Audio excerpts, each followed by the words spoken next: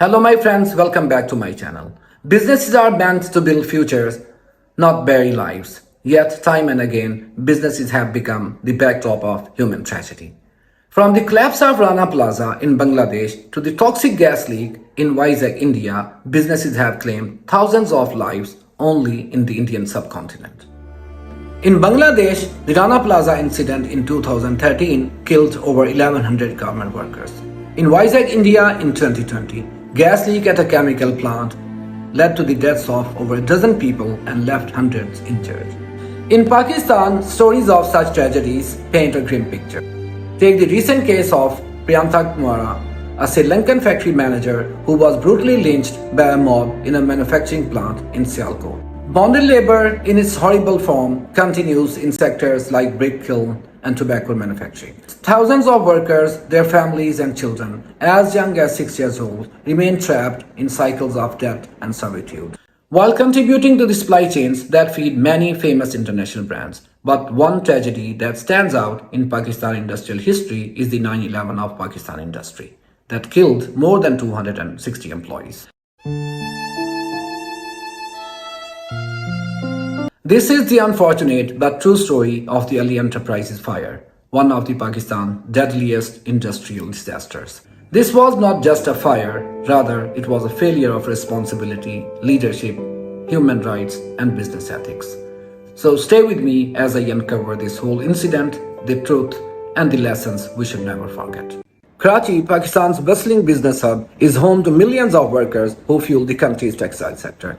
In fact, the textile sector is the backbone of the country's economy, contributing to over 8% of its GDP. Ali Enterprises, a garment factory in Baldia town, Karachi, was one of such places. Employing 1,200 to 1,500 workers, it produced denim and knitted garments for exports to Europe, US, including for budget retailer Kick. Workers earned just 5,000 to 10,000 rupees a month, which was about 50 to 100 US dollars. For many, it was a grueling job, with long work hours, high work pressures, and unpaid overtime. The Pakistani textile sector workers' union reported such factories similar to prison cells and even suspected child labor. No fire exits, no ventilators, but they were allowed to operate. The factory passed an SA 8000 certification just weeks before this tragedy. But beneath this facade of compliance, danger was brewing. On the evening of 9/11/2012, between 300 and 400 workers were inside the factory when this disaster took place. A fire broke out and the terrified workers ran for their lives, searching desperately for a way out. However, the factory's design was a death trap. No fire alarms, no fire exits, all the main exits were electric, and when the power was cut, all these doors closed automatically, leaving the worker inside with no hope to escape at all. The first floor became a death trap. The only way out was a single staircase leading through the ground floor, but it was already engulfed in flames, cutting off any chances of escape for those who were trapped on the first floor. The basement was no different at all. It turned into a suffocating collective grave with only one exit that led to the burning ground floor. Windows were sealed with iron bars as a measure to prevent theft. Thick toxic smoke filled the factory. It was a deadly mixture of burning human flesh, wood, metal and fabric. It spread rapidly through the factory, choking and suffocating the workers. Cries came from every corner. Inside, where workers begged for help, and outside, where families watched horror. It wasn't just fire, it was hell unleashed on earth. Rescue workers battled flames for several hours as anguished families gathered outside, sobbing and searching for their loved ones. By the time the fire was extinguished, at least 258 workers had perished, with more than 60 others injured, many with severe burns. It was a tragedy that shook the entire country to its core. The aftermath revealed some horrifying truths. Joint investigation team report dropped the bombshell. The report revealed that the fire was not an accident at all. Rather, a militant group operating in Karachi demanded 200 million rupees, about $2 million, in extortion money from the owners. When the owners refused, they set the factory on fire. The report submitted to the Sindh High Court also revealed the same.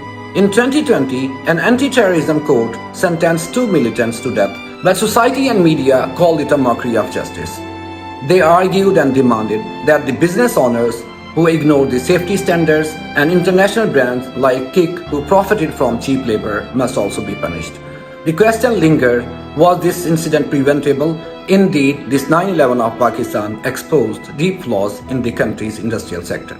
The International Labour Organization as well as Human Rights Commission noted that many factories in the country are unregistered, making safety laws nearly impossible to implement. Pakistan's constitution guarantees workplace safety, but lax oversight and corruption let such incidents happen. Human Rights Commission of Pakistan demanded a probe, asking why a filmsly built factory with no emergency exits was allowed to operate. This wasn't just a local issue, rather it was a global one. Brands like Kick, they claim to monitor their suppliers, but in reality, they only care for cheap labor. Such incidents are not distant social issues. Rather, they are embedded in business and supply chain operations of several MNCs. Such issues reflect a catastrophic breakdown of workplace safety, human rights, leadership, and responsibility. The fire sparked calls for reform, but nothing has changed. In 2024, 190 people died in coal mining sector alone due to unsafe conditions. This 9/11 is a stark reminder of what happens when profits are prioritized over people. We can't bring back those 260 people, but we can honor them by demanding a change. Comment below about what we can do to ensure workplace safety. Share this video to raise awareness. Let's make this story a wake-up call. Together, we can make this video a hit, not for views, but for real change. Thank you so much.